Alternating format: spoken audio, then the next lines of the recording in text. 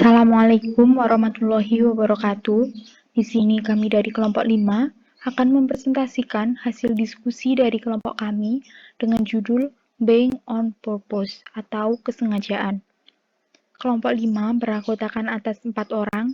Yang pertama Septiana Ayu, NIM belakang 042, Nabilah Syadza, NIM belakang 054, Lintang Sekar, NIM belakang 011, dan Kartika, NIM belakang 015. Introduction. Tujuan merupakan jantung dari perusahaan. Untuk perusahaan apapun itu, pasti memiliki tujuan yang ingin diraihnya. Terlepas dari sasaran spesifik apapun, usaha yang berhasil membutuhkan tujuan yang mendalam dan bertahan lama. Jadi, tanpa kejelasan tujuan, tanpa rasa yang mendalam tentang apa yang kita inginkan, tindakan kita bisa tidak menentu atau berubah-ubah.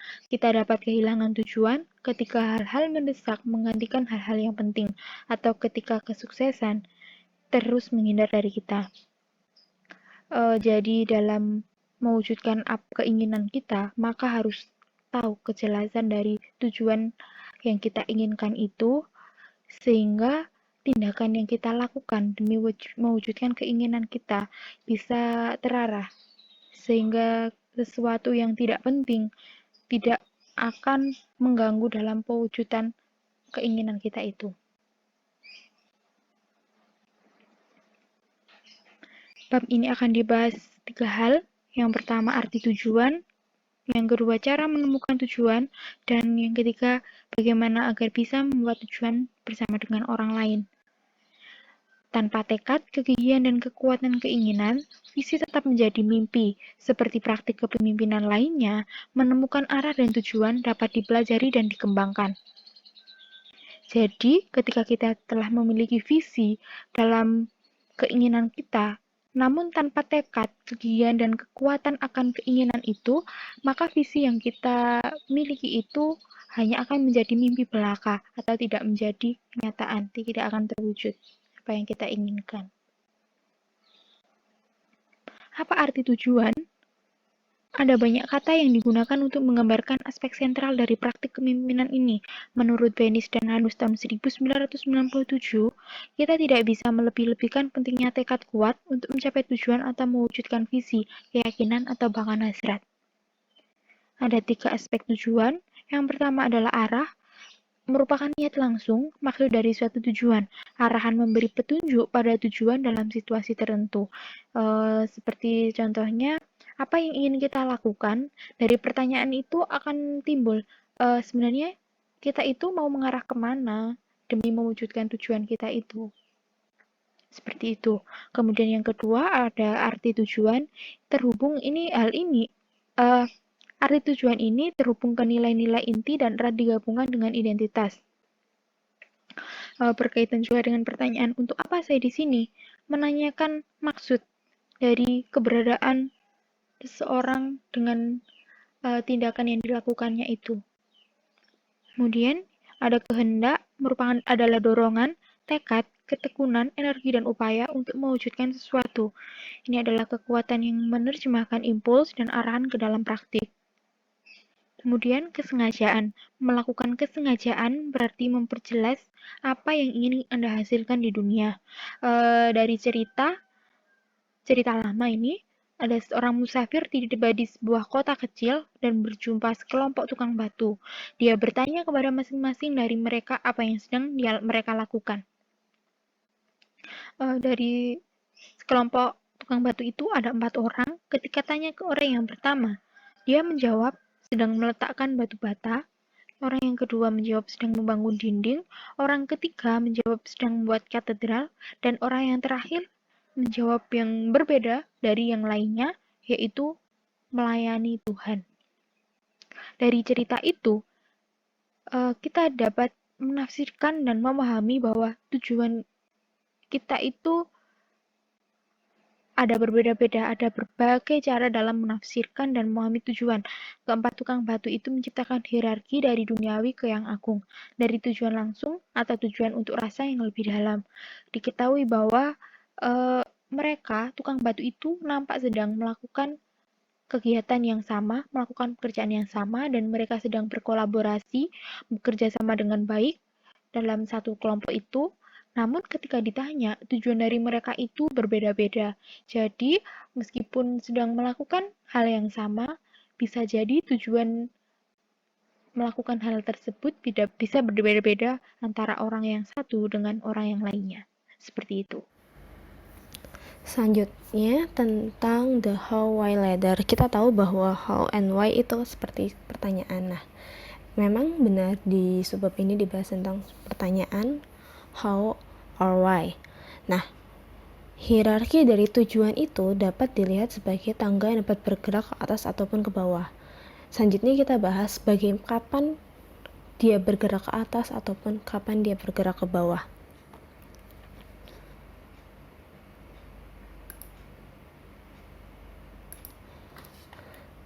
Nah, kita lihat di sini ada gambar. Nah, ini kan ada suatu tangga di mana tanda panah ke atas itu how question lead towards action. Berarti pertanyaan bagaimana itu lebih mengarahkan ke aksinya, dan why question lead towards purpose. Jadi pertanyaan mengapa itu lebih mengarahkan ke tujuannya. Nah, contohnya seperti apa sih pertanyaan bagaimana itu? Seperti bagaimana saya bisa menyelesaikan masalah ini, bagaimana saya bisa mendapatkan bantuan dengan ini, bagaimana saya bisa menyesuaikan ini dalam jadwal sibuk saya. Jadi kita tahu bahwa bagaimana berarti kan menanyakan tentang cara, menanyakan tentang perbuatan, ya kan? Nah, hal ini, jawaban dari pertanyaan ini itu terkait dalam aksi dan implementasi yang kita lakukan. Sedangkan kalau pertanyaan tentang why itu kan alasan. Why itu kan menanyakan mengapa yang pertama. Contohnya, mengapa saya harus menyelesaikan masalah ini, mengapa ada yang ingin membantu saya dengan ini, mengapa saya harus mengubah jadwal sibuk saya untuk fokus pada ini. Nah, yang ini tuh lebih mempertanyakan kealasan dan tujuan yang lebih mendalam, seperti itu. Selanjutnya kita bahas ke materi purpose, leadership, and learning. Nah, di sini itu tujuan, kepemimpinan, dan belajar memiliki hubungan yang erat. Hubungannya ada di sini. Yang pertama, leadership. Havertz itu mengatakan bahwa kalau kepemimpinan melibatkan mengajukan satu pertanyaan yang sulit mengenai masalah yang dihadapi, itu termasuk dalam adaptive challenge. Nah, adaptive challenge itu apa sih? Adaptive challenge itu tanggung jawab utama kepemimpinan. Jadi misalkan suatu kepemimpinan itu kan yang tadi kita katakan, dia akan melibatkan suatu pertanyaan yang sulit atau masalah yang dihadapi. Jadi kalau dia memperoleh masalah yang sulit untuk diselesaikan, maka bagaimana cara pemimpin itu menyelesaikan masalah tersebut. Nah, contohnya apa sih adaptive challenge? Yaitu suatu masalah yang sulit, masalah yang mengharuskan kita mempelajari cara-cara baru. Jadi adaptive challenge itu lebih ke bagaimana caranya masalah itu kita selesaikan. Kalau misalkan buntu pada suatu masalah, maka kita harus menemukan cara-cara baru untuk menyelesaikan masalah tersebut. Nah, di sini kita ada kata-kata mempelajari, berarti nanti ada hubungannya dengan learning. Nah, dalam menghadapi suatu masalah, ketika kita menghadapi suatu masalah, itu terkadang melibatkan perubahan sikap dan perilaku kita. Ya kan? Misalkan untuk menyelesaikan masalah di perusahaan terkait bahan baku ataupun apapun itu kan bagaimana sikap dan perilaku kita itu terkadang bisa berubah. Nah, di sini hal ini tuh dapat diselesaikan dengan cara apa sih biar gak terlalu perubahannya drastis. Nah, menanyakan di sini posisi kita tuh sebagai apa aja, menilai kembali apa aja yang telah dilakukan, hal-hal sebelum masalah ini dihadapi itu apa aja yang telah kita lakukan, dinilai kembali dari awal, dan kemudian mempelajari cara-cara yang baru. Nah, dalam mempertahankan ini kita butuh purpose atau tujuan. Kita harus berpegang teguh pada tujuan kita. Makanya kenapa tiga hal ini, purpose, leadership, and learning, itu saling terkait. Jadi dalam adanya tujuan itu menghadirkan kepemimpinan itu sendiri. Nah, kepemimpinan itu memerlukan learning, atau dalam memimpin sesuatu pasti kita terus mempelajari banyak cara-cara baru agar kepemimpinan kita baik dan masalah-masalah yang sulit untuk dihadapi itu dapat diselesaikan. Nah, selanjutnya kita ke finding a sense of purpose. Nah, terkadang tujuan itu tidak selalu mudah untuk ditemukan. Jadi ada beberapa problematika yang menghambat tujuan itu untuk mudah ditemukan. Nah, apa aja sih problematikanya itu? Yang pertama, itu membutuhkan waktu. Jadi, untuk menyadari apa sih tujuan kita itu tuh diperlukan waktu yang agak cukup lama. Nah, waktu itu diperlukan buat apa? Kita menyiapkan diri dalam bekerja, ya kan? Kita menyiapkan diri, mempersiapkan diri dengan baik, dan agar energi kita itu dalam bekerja itu jadi maksimal, dan dalam hal saat semua itu setelah terlaksana kita sudah dapat menemukan tujuan kita adalah hal itu. Seperti itu. Kemudian yang selanjutnya adalah bertanya. Setiap hari mungkin ada yang muncul di dalam benak kita, apa yang saya coba lakukan hari ini, apa yang menghentikan kita dari melakukan ini, bagaimana kita bisa maju. Nah, pertanyaan-pertanyaan ini itu mengkerucutkan kita mengenai tujuan kita melakukan sesuatu hal. Seperti apa yang saya coba lakukan, maka nanti akan menjerumuskan pada aksi kita. Nah, aksi kita itu pasti memiliki tujuan tertentu, ya kan? Kemudian apa yang menghentikan kita dari melakukan ini?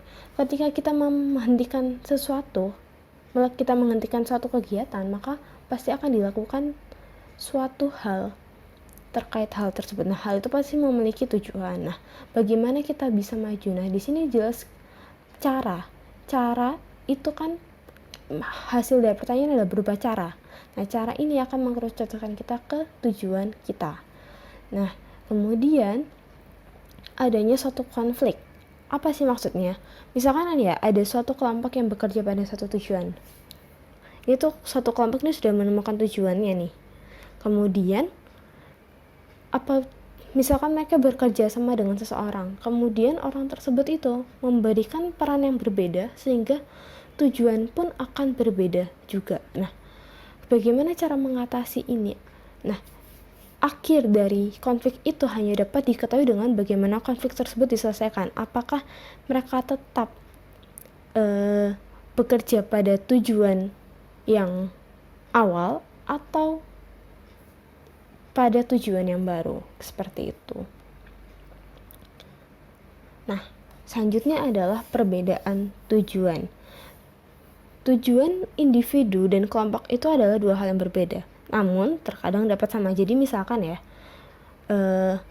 tujuan individunya ingin maju, berarti terus tujuan kelompoknya juga ingin maju, ya berarti kan mereka memiliki tujuan yang sama. Tapi apabila tujuan kelompoknya ingin misalkan tujuan kelompoknya itu ingin berinovasi, terus menghasilkan suatu produk yang baru, kemudian tapi tujuan individunya ingin tetap berada pada zona nyaman. Nah, ini kan dua hal yang berbeda. Kemudian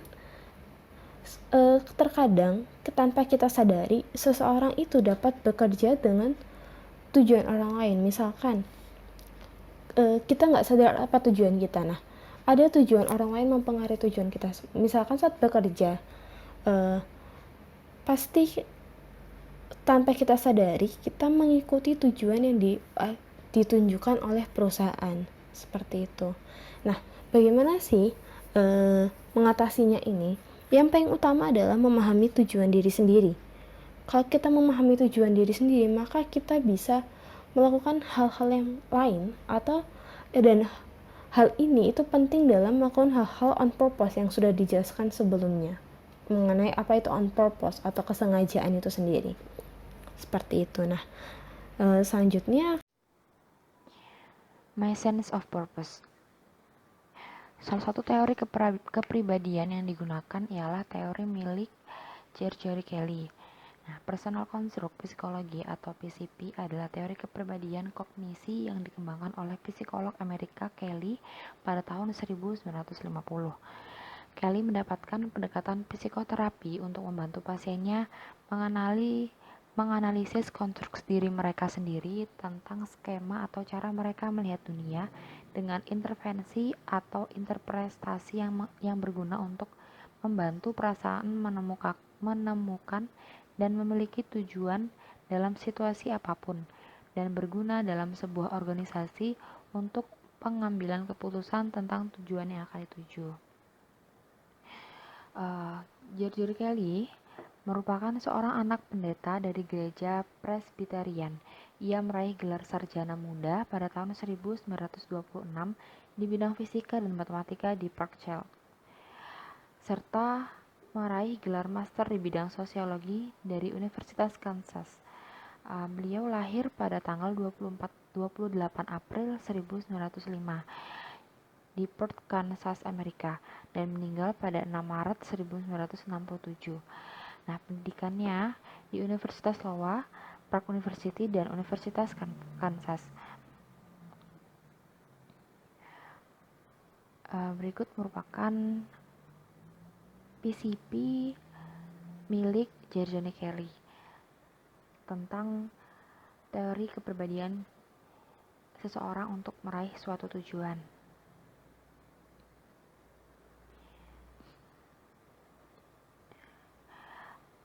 Dan teori tersebut juga digunakan untuk sebuah organisasi menciptakan tujuan bersama.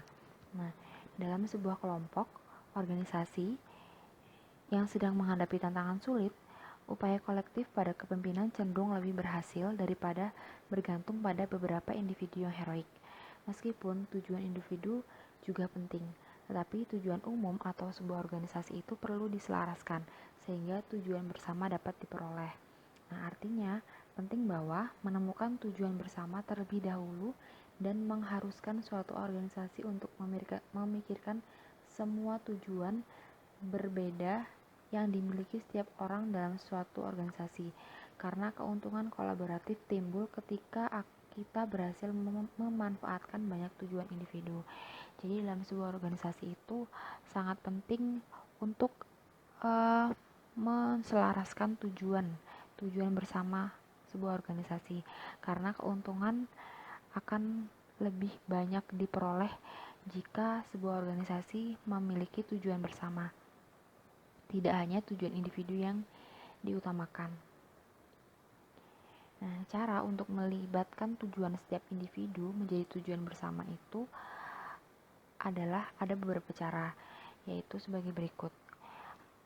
Ada perencanaan skenario, pendekatan pembelajaran untuk strategi dan bercerita. Nah, perencanaan skenario sendiri adalah praktek struktur untuk membayangkan dan mengantisipasi kejadian dan kondisi di masa depan. Apa yang mungkin terjadi, apa konsekuensi dari semua itu, dan bagaimana menanggapi dan belajar dari mereka untuk melatih kesiapsiagaan dan respon tentang sebuah tujuan bersama.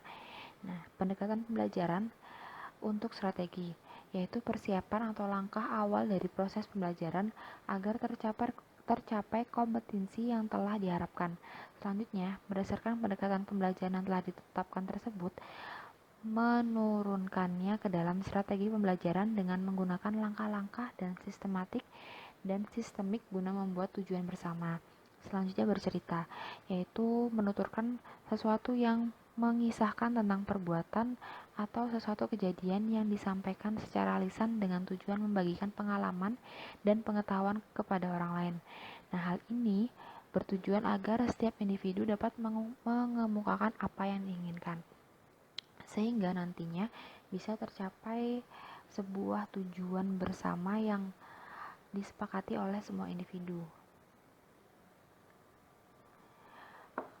Selanjutnya ke learning approach to state strategy.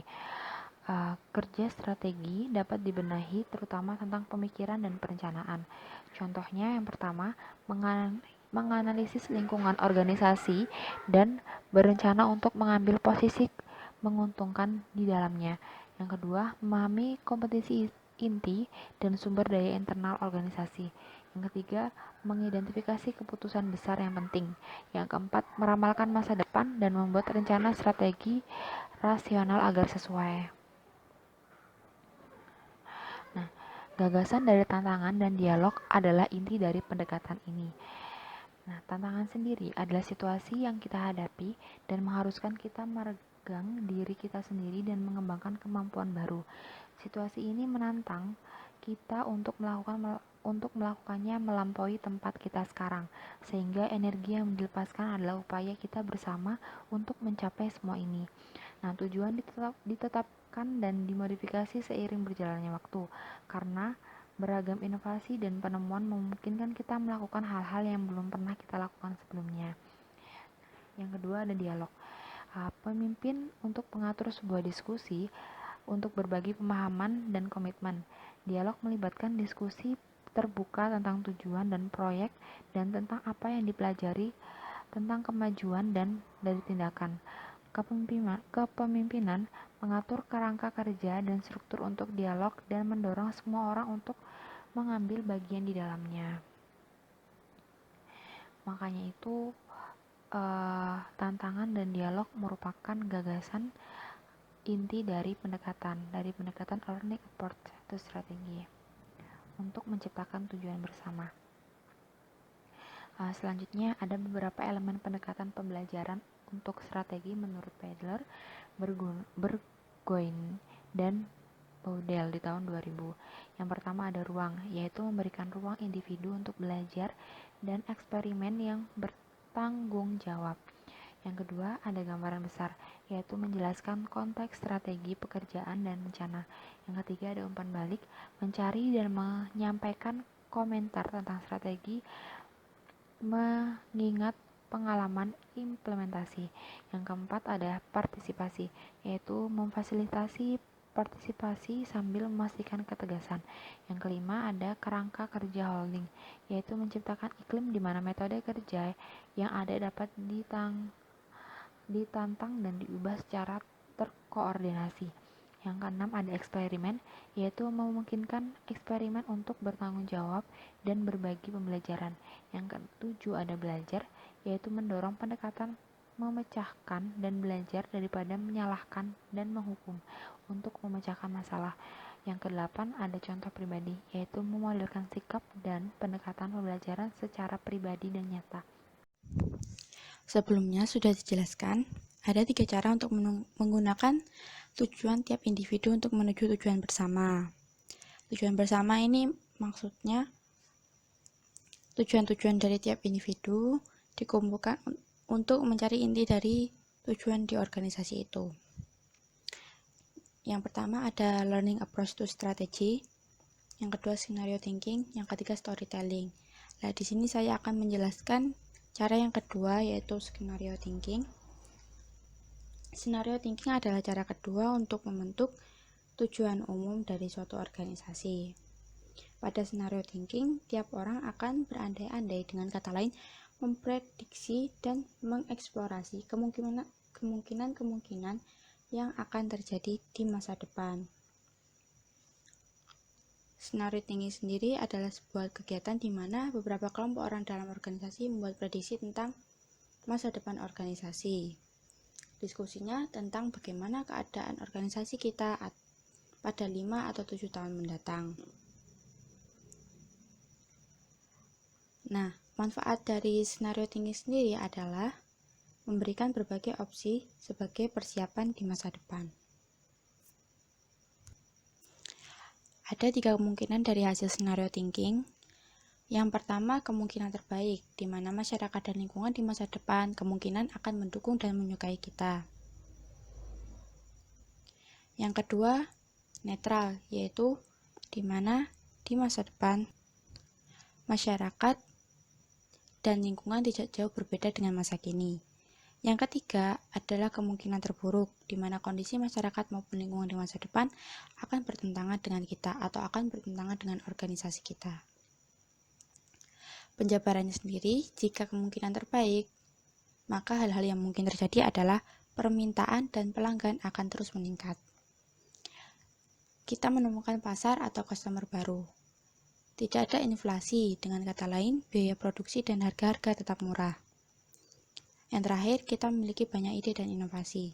Sedangkan jika kemungkinan terburuk, hal-hal yang mungkin terjadi adalah kita kehilangan klien dan customer. Harga barang-barang naik dan membuat kita tidak kompetitif. Kita gagal dalam mengembangkan pelayanan baru. Sedangkan pelayanan saat ini juga sudah jauh dari kata modern. Dan yang terakhir, peraturan pemerintah merugikan kita atau merugikan organisasi kita. Yang terpenting dari melakukan skenario thinking adalah menyadari bahwa hal-hal yang mungkin terjadi di masa depan memiliki tantangan masing-masing. Baik itu kemungkinan terbaik, kemungkinan terburuk, ataupun netral. Maka intinya adalah persiapan untuk menghadapi tantangan-tantangan tersebut dan juga belajar dari masa lalu. Cara ketiga adalah storytelling. Kita tahu bahwa setiap orang memiliki cerita masing-masing. Storytelling bisa diadakan di grup yang beranggotakan sedikit. Atau jika suatu organisasi memiliki banyak anggota, bisa membagi-bagi anggotanya ke grup-grup yang lebih kecil.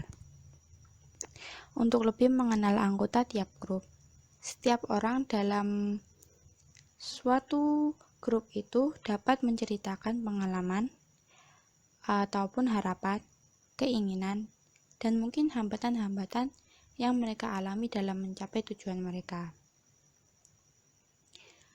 Jika mungkin cerita yang disampaikan mereka ini berkaitan dengan tujuan organisasi atau tujuan bersama, maka dari cerita ini bisa ditulis dan dijadikan pembelajaran atau refleksi bagi anggota-anggota yang lain. Nah, dari sini, hal ini bisa menjadi support agar anggota-anggota yang lain dapat berubah menjadi lebih baik. Manfaat dari storytelling sendiri dapat mengurangi kecemasan atau anxiety dan mengizinkan orang-orang dalam suatu grup atau dalam suatu organisasi semuanya untuk menyampaikan ide-ide mereka. Selain itu, storytelling juga bermanfaat untuk mengevaluasi upaya-upaya untuk berubah menjadi lebih baik. Kesimpulan dari keseluruhan materi yaitu yang pertama, seorang pemimpin bekerja dengan cara meminta orang-orang untuk melakukan sesuatu dalam mencapai suatu tujuan. Sebagai seorang pemimpin, kembangkan dan perkuat dengan latihan-latihan dalam rangka mencapai tujuan. Maksudnya sebagai seorang pemimpin, kita harus mengembangkan dan memperkuat skill-skill untuk mencapai tujuan. Yang ketiga, penting untuk menemukan komunitas atau kumpulan orang-orang yang bisa mendukung tujuan. Yang terakhir, memiliki tujuan menjadikan kita seorang yang berkarakter dan dapat membentuk pertemanan dengan orang lain. Sekian presentasi dari kelompok kami. Terima kasih.